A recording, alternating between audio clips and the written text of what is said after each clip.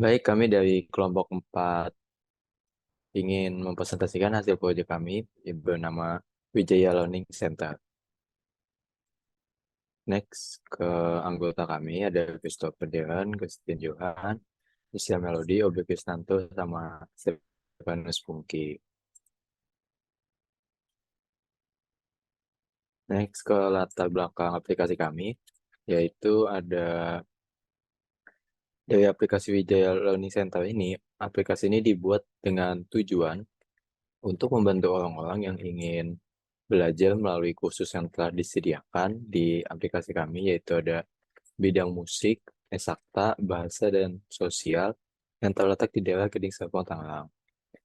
Kemudian di balik tujuan pembuatan aplikasi ini, yaitu untuk jarak ke tempat kursus yang jauh, pandemi COVID buat beberapa orang yang enggan untuk datang langsung melakukan registrasi dan perjalanan ke tempat kursus dengan kemacetan yang ada.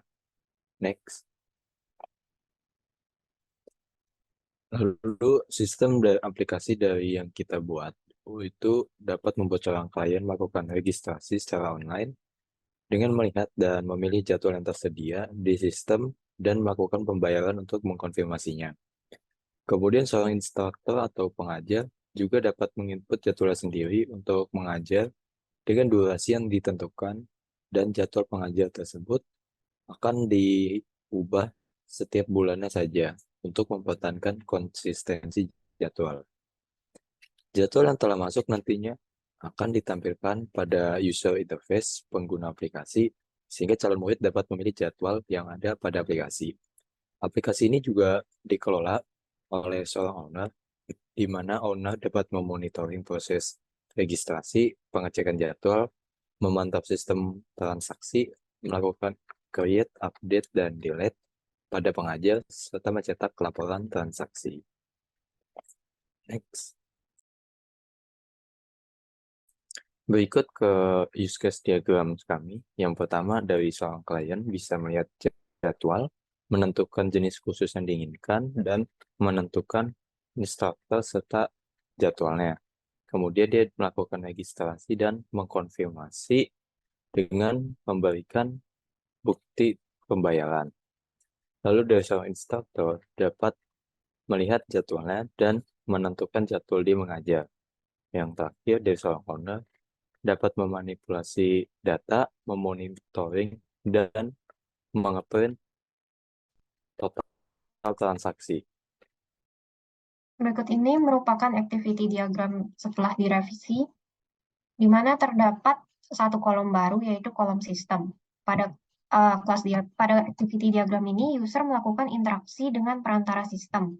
Prosesnya dimulai dari klien dan instructor yang dapat melihat schedule, di mana sistem menerima request untuk view schedule dan menampilkan jadwal pada interface.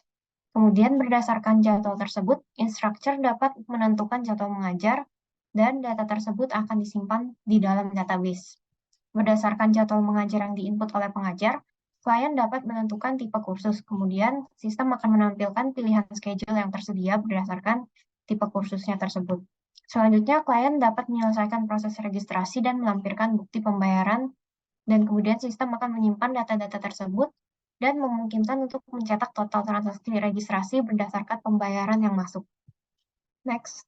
Nah, berikut kelas diagram dari kelompok kami. Pada kelas diagram ini merupakan kelas diagram setelah sistem yang hanya terdapat sedikit perubahan, terutama pada register sama payment, di mana bagian register ini telah dihapus pada bagian name, password, dan detail. Kemudian pada bagian payment berupa yang telah dihapus berupa klien, ID, dan discount. Berikut ini merupakan sequence diagram dari sistem kami. Yang pertama adalah show, schedule, dan instructor. Fungsi menampilkan jadwal dan pengajar yang tersedia memiliki kompleksitas yang sederhana dan melibatkan fungsi bertipe read. Fungsi ini terhubung pada database yang menyimpan data-data terkait pengajar beserta jadwal atau waktu mengajar yang telah diinput oleh masing-masing pengajar. Apabila terdapat data jadwal dan pengajar, maka sistem akan membaca data-data tersebut dan menampilkannya pada interface. Sedangkan jika tidak ada data yang ditemukan, maka sistem gagal menampilkan jadwal dan pengajar tersebut pada interface. Kemudian yang sebelah kanan adalah lesson registration. Fungsi untuk melakukan registrasi kursus memiliki kompleksitas yang sederhana dan melibatkan fungsi bertipe update. Update new registration merupakan proses ketika klien pertama kali melakukan input data-data registrasi. Data tersebut akan dibaca oleh sistem. Jika terdapat data-data yang berbenturan dengan data yang telah ada, maka akan ditampilkan pada interface bahwa update atau proses registrasi gagal. Jika proses registrasi berhasil, maka data akan tersimpan dalam database dan ditampilkan pop-up yang menginformasikan bahwa proses tersebut berhasil. Kemudian yang ketiga, fungsi untuk melakukan update data registrasi kursus yang memiliki kompleksitas sedang dan atau medium dan melibatkan fungsi bertipe update. Update registration merupakan proses ketika klien mengubah data registrasi yang telah diinput. Data tersebut akan dibaca oleh sistem, dan jika data-data tersebut terdapat yang berbenturan, maka akan ditampilkan bahwa registrasi gagal. Jika registrasi berhasil, dan maka data tersebut akan diperbarui di dalam database, dan kemudian muncul pop-up yang menginformasikan bahwa klien berhasil update data registrasi tersebut. Yang sebelah kanan adalah fungsi untuk membatalkan registrasi yang memiliki kompleksitas tergolong sederhana dan melibatkan fungsi bertipe update. Update registration status merupakan proses ketika klien menghapus data-data registrasi yang telah diinput. Data tersebut akan dibaca oleh sistem, kemudian sistem akan melakukan update untuk status data tersebut pada database yang menjadi cancelled. Jika proses update tersebut gagal, maka data tersebut tidak akan terhapus pada database. Kemudian jika proses pembatalan registrasi berhasil, maka akan tampil pop-up untuk menginformasikan kepada klien bahwa proses cancel registration berhasil. Next. Berikut ini merupakan sequence diagram yang terakhir, yaitu fungsi untuk melakukan pengecekan jadwal. Fungsi ini memiliki kompleksitas yang sederhana dan melibatkan fungsi bertipe read. Pada tahap ini, sistem membaca jadwal yang telah tersimpan dalam database. Kemudian jika terdapat jadwal kursus yang telah terdaftar, maka akan ditampilkan pada bagian kalender interface client.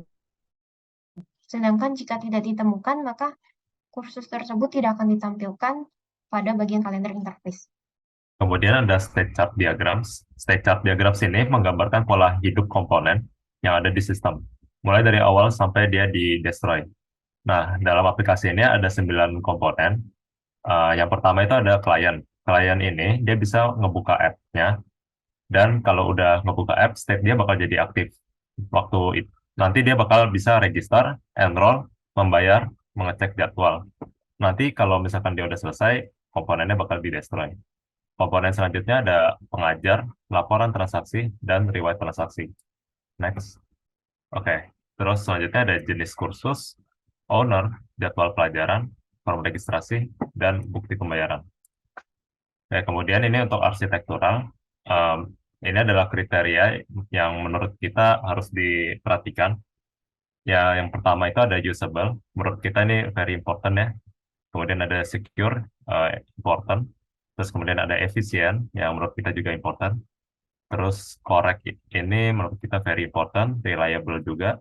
Terus ada maintainable, yang menurut kita important, testable juga, dan fleksibel juga. Kemudian very important ada comprehensible.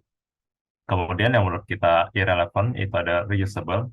Dan yang less important itu ada portable. Oke, kemudian ada komponen architectural diagram.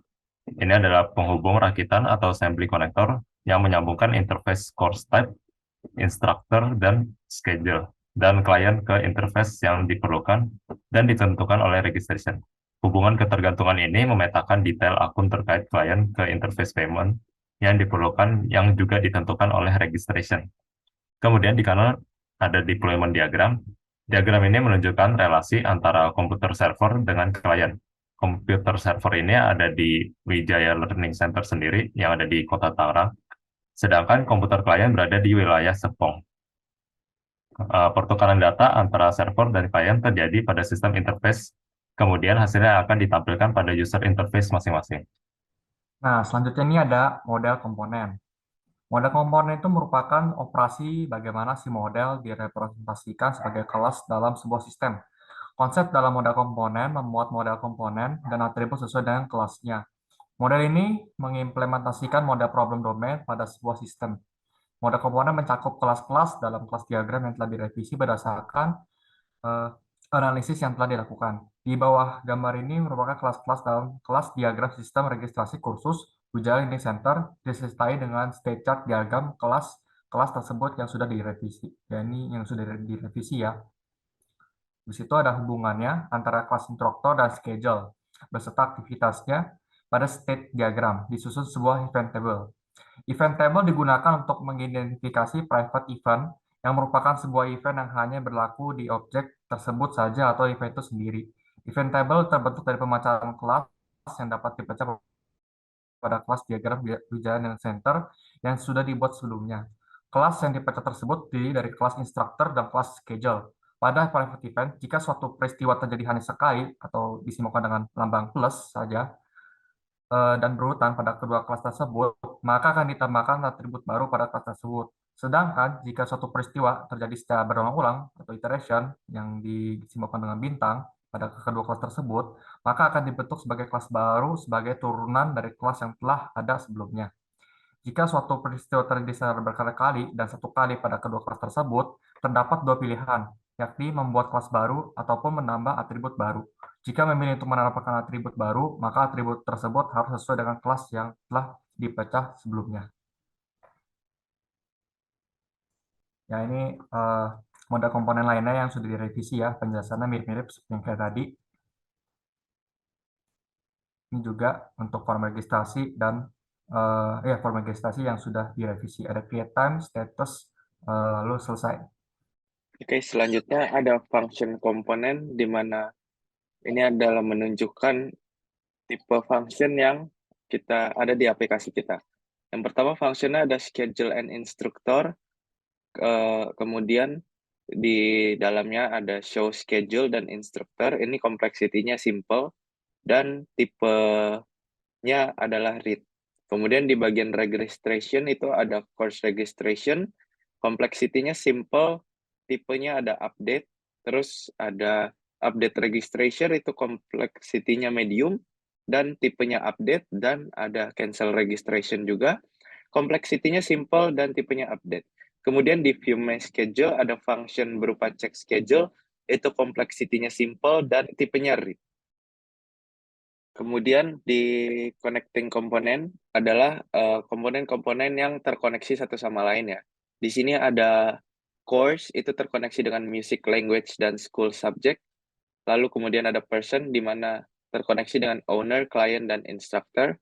Kemudian owner terkoneksi dengan report, owner terkoneksi dengan schedule, owner terkoneksi dengan instructor, dan report terkoneksi dengan payment. Next. Berikutnya, klien terkoneksi dengan register form, klien terkoneksi juga dengan registration record, klien juga terkoneksi dengan course, terkoneksi dengan instructor dan payment, kemudian instructor terkoneksi dengan schedule, terkoneksi dengan course, kemudian payment terkoneksi dengan register form, payment terkoneksi dengan registration record, dan register form terkoneksi dengan registration record. Kesimpulan dari kami adalah sistem registrasi khusus Wijaya Learning Center merupakan sebuah sistem aplikasi untuk membantu klien atau calon murid yang akan melakukan registrasi kursus. Jadi terdapat 3 interface untuk sistem registrasi ini, yaitu tampilan untuk klien, untuk instructor, dan untuk owner. Klien juga dapat melakukan registrasi, update, delete, dan dapat melihat jadwal, menentukan jenis kursus, dan melampirkan bukti pembayaran. Instruktur dapat melihat jadwal, menentukan jadwal mengajar, dan sedangkan owner dapat memonitor data dari instruktur dan melakukan monitoring serta mencetak total transaksi yang ada. Kemudian sistem aplikasi Wijaya Learning Center juga menggambarkan bagaimana cara OOAD&D saling mendukung satu dengan yang lainnya pada proses bisnis yang sedang dijalankan, di mana penerapannya dapat membantu developer untuk memahami sistem yang dikembangkan terkait dengan pengimplementasian user interface, sehingga melalui aplikasi ini diharapkan dapat membantu klien yang ingin mendaftar kursus yang telah disediakan oleh kami. Dengan fitur-fitur yang tersedia dari aplikasi ini, klien tidak perlu datang langsung ke tempat Wijaya Learning Center. Sekarang kami akan menampilkan prototipe dari Wijaya Learning Center. aplikasinya ya. Jadi kita ke apa namanya? Ke Figma, kita ke bagian client. Jadi kami restart dulu aplikasinya. Nah, ini merupakan tampilan splash screen Wijaya Learning Center. Sini ada tadi splash screen, habis itu bisa digeser ya sama user. Ada semacam user guide, bisa digeser-geser. Kalau sudah, kita bisa klik get started. Nah, kita asumsikan bahwa si user ini sudah mempunyai akun Wijaya Learning Center. Jadi kita klik login saja ya, already have an account. Ataupun kalau belum pernah belum punya akun, si user bisa register. Nah, ini sih sudah ada akunnya ya, bernama Jondo dengan password, lalu kita klik login saja. Nah, ini tampilan utama dari Wijaya Learning Center dari sisi user, klien ya. Nah, di sini ada search bar, ada tampilan navbar atas bernama Hai Jondo. Jadi, si aplikasinya ini sudah menunjukkan namanya. Lalu, di bawahnya ini ada navbar navigasi, home, schedule, course, dan profile. Masing-masing punya tujuan masing-masing. Jadi kita akan ekspor satu-satu. Dan lalu fungsi utama dari aplikasi kami yaitu registration ya. Nah, kita ke menu schedule dulu. Jadi menu schedule ini untuk melihat schedule ya, ataupun kalender yang tersedia pada Wijaya Learning Center. Nah, di sini juga ada semacam kayak timeline gitu, card timeline. Jadi nanti kalau si user sudah daftar lesnya, akan muncul pelajaran yang akan diambil di jam sekian. Lalu kita pindah ke bagian course. Course ini merupakan kumpulan pelajaran ataupun bimbingan yang disediakan oleh Wijaya Learning Center. Kita ambil contoh misalkan ke musik. Nah, musik ini ada pilihan piano, violin, sampai drum. Kita back. Lalu di akademik ada dari bimbingan SD sampai SMA. Kemudian kalau dari bahasa, Wijaya hanya menyediakan dua, bahasa Mandarin sama bahasa Inggris. Nah, kita langsung ke home saja. Nah, untuk fitur utamanya kita register terlebih dahulu ya. Kita pilih klik register, registration. Nah, di sini si user nanti harus mengisi nama mungkin anak mereka atau saudara mereka supaya bisa terregister di database Wijaya Learning Center. Kita klik next ya. Ini juga bisa pilih. Nah, ini merupakan jadwal schedule yang tersedia pada Wijaya Learning Center. Jadi sebelum si user daftar, user harus pastiin dulu jadwal-jadwal yang kira-kira cocok sama waktu mereka. Ini juga bisa diklik selanjutnya, jadi bisa lihat jadwalnya sampai jam 8 malam. Nah, next, kita klik next. Nah, kalau sudah klik next, nanti datanya akan terisi sendiri sesuai namanya, sesuai data. Gurunya sudah ada, misalkan Mr. Shane dari jam 1 sampai jam setengah 2, dan harganya 200.000. Kita klik next. Nah, nanti user akan diarahkan menuju payment. Bagian payment ini, Wijaya Learning Center akan menerima pembayaran melewati BCA Mobile. Jadi, si user harus screenshot dulu bukti sudah transfer. Nanti kalau sudah bayar, dia harus kirim bukti SS-nya melewati aplikasi ini. Nah, di sini user harus attach screenshot. Kalau sudah di-attach, kita klik saja. Kalau si user masih belum yakin atau salah input, dia bisa cancel. Nanti dia balik lagi ke sini ya, ke payment lagi. Kalau sudah yakin, bisa kasih attachment yang sesuai. Klik attach. Nah, sudah ada filenya, kita klik submit saja. Lalu ada muncul pop-up konfirmasi, kita klik yes. Nah, sudah ada kata thank you, bla bla bla, kita klik OK. Nah, ini ada muncul tampilan loading. Nah, nanti sudah masuk. Ya, kalau kita ke schedule, nanti datanya sudah berubah. Tuh. Jadi si user yang sudah daftar tuh, nanti tanggalnya juga berubah.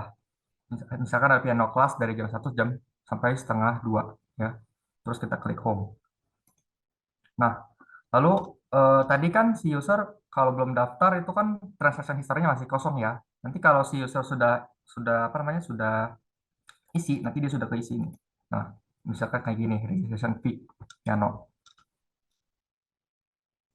Kemudian aplikasi Wijaya Learning Center ini ada FAQ ya. Jadi ini merupakan seputar pertanyaan di mana kalau user kebingungan jadi bisa diklik saja apa sih Wijaya itu. Jadi ini ada menu drop down jawaban-jawabannya satu persatu bisa dilihat. Kencet. Nah, kayak gitu.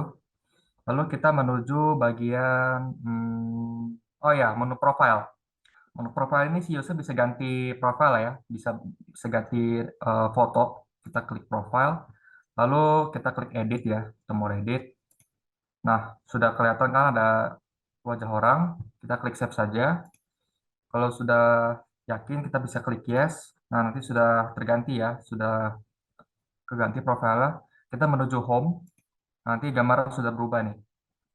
Lalu kalau user mau logout, bisa klik logout, profile, tinggal klik logout. Untuk penjelasan instructor sama owner bisa dilanjutkan oleh Michelle. Oke, selanjutnya ke instructor. Tampilan pertamanya adalah splash screen yang cepat, kemudian dilanjutkan dengan login. Di sini instructor datanya itu langsung tersimpan pada database, jadi tidak ada kolom untuk melakukan register, langsung ke login. Nah, tampilan utamanya atau home-nya itu adalah jadwal mengajar si pengajar tersebut. Di sini pengajarnya adalah Shane. Kemudian bisa dilihat data selanjutnya hari-hari sampai hari Sabtu. Kemudian jika kita menekan tombol di kiri bawah untuk edit, oke, nah di sini adalah formulir untuk mengisi jadwal mengajar yang baru. Di sini bisa dipilih sesuai dengan pilihannya. Kemudian setelah dipencet next, maka akan dicantumkan kesimpulan data-data yang telah dimasukkan oleh pengajar tersebut. Kemudian setelah dipencet submit, ada muncul pop-up untuk memastikan, kemudian setelah di-submit maka akan muncul kata thank you, kemudian oke. Nah, bisa dilihat pada jadwal tersebut bahwa data yang baru telah tampil di jadwal mengajar My Schedule si pengajar Shane. Kemudian lanjut ke sebelah kanan bawah, itu ada fungsi untuk melakukan edit profile dan melihat profile seperti yang sama pada di klien. Oke, lanjut ke bagian owner. Di bagian owner juga sama dengan instructor, jadi ada splash screen yang cepat, kemudian langsung ke login. Kemudian jika kita masuk, tampilan utamanya itu adalah data-data instructor yang dimiliki oleh owner tersebut. Nah, di sini kita dapat membuat atau menginput data pengajar baru dengan menekan tombol new. Nah, contohnya di sini misalnya memasukkan nama Luna Meyer dan nomor teleponnya, kemudian di add, maka data yang baru itu ada di nomor 21 telah bertambah. Kemudian jika kita memencet salah satu data, misalnya di Shane Jonathan nomor 3. Nah, ini misalnya kita mengubah data, yaitu phone number-nya kita ganti, kemudian dipencet update, maka akan teredit. Kemudian misalnya kita memencet nomor 1, kemudian kita delete datanya.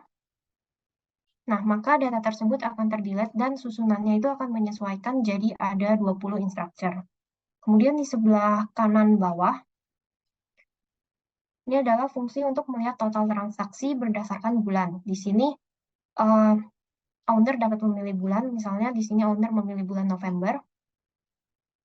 Nah, maka akan ditampilkan transaksi bulan November beserta dengan totalnya. Oke, sekian untuk tampilan dari owner. Sekian dari presentasi kami, terima kasih.